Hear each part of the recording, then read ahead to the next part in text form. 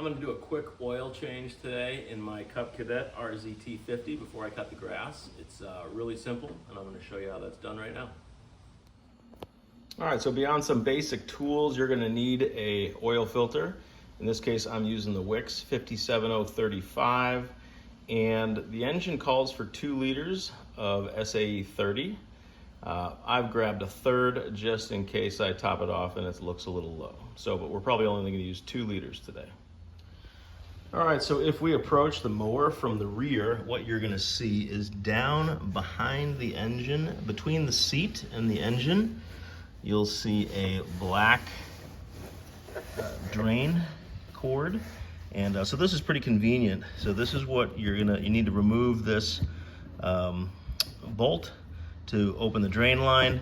And really, if you see that hole down there, we're going to fish the drain line through that hole. Let me go around this cable. So we're going to feed that through that hole. And now you can see we can put an oil pan right there and open up that plug.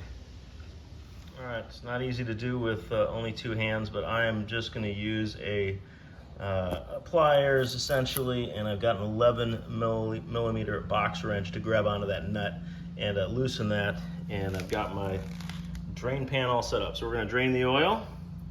All right, so we will let the oil drain, and just to make sure that it can breathe, I will just loosen that cap so that the oil can flow out nicely. So get comfortable, let all of that oil, give it plenty of time to run out before we remove the oil filter. All right, once the oil's all drained, you can put that plug back in. I did throw a little Teflon tape on mine, probably not necessary, but I chose to do that. So put it on there and tighten it again with your wrench. All right, with the oil line put back in place, now what you want to do is you want to reach down beside the dipstick, and you want to unscrew that filter located right below it. So we'll see if this guy is hand tight. Hopefully it is.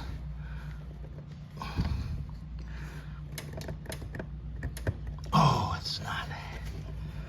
I'm gonna have to work on this thing a little bit with 2 hands. All right, the filter was on pretty darn tight, but I was able to get it off using some of these, in this case, these are Mad Grip rubber gloves. They just really grab onto that thing. So I had 2 hands in there. I did get it unscrewed without using a tool. I didn't pull it off yet. As you can see, I'm kind of jamming a sock in there. So when I pull it off, there will be a little bit that spills and that sock will catch it. All right, so I got the old one off and I just put it in the box for the new one. I'm gonna screw the new one on, and really pretty straightforward, but just a quick step. Do not forget to oil that O-ring.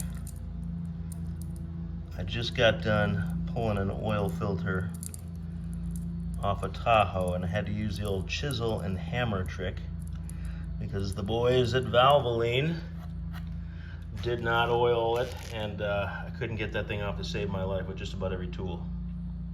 All right, so the seal is oiled, and now I'm just going to screw that on. All right, so I've got it threaded on. What I'm going to do now is I'm going to screw it on hand tight.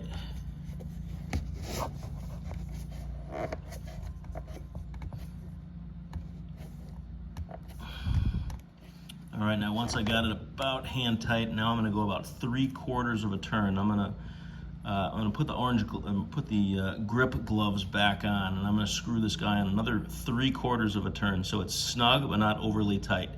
And I did grease or oil both the O-ring and the seat where that O-ring sits, so that I don't have a hard time changing the oil next time around. So again, hand tight, and now another 3/4 that I'm going to muscle it with 2 hands and some rubber gloves on. All right, so with my drain plug screwed back on, I've got the new oil filter in place. Now I'm just going to add my 2 liters of oil. I'm going to pour it in slowly using this funnel.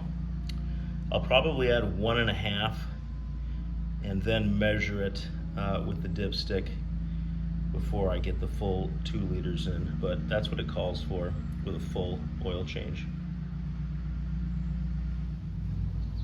All right, so I've got about a 1.5 quart in, so I'm placing the cap on, but I'm not screwing it in, because it says in order to get an accurate reading, you want to not screw it on. So I'm still way down at the bottom, so I'm gonna go ahead and add the other half of that quart. All right, again, placing that dipstick all the way on, but not screwing it on. Let's take a look. And you can see that we are nice and full. So that's it. And we'll screw that on. And we'll clean everything up. All right, that's all there is to it. The first time you run your mower after doing an oil change, keep an eye on that area and make sure it's not dripping by the oil filter. Sometimes you just want to give it a little, another little turn after it warms up, get it snug. Other than that, we're all set, and you should be good for another 200 or so hours.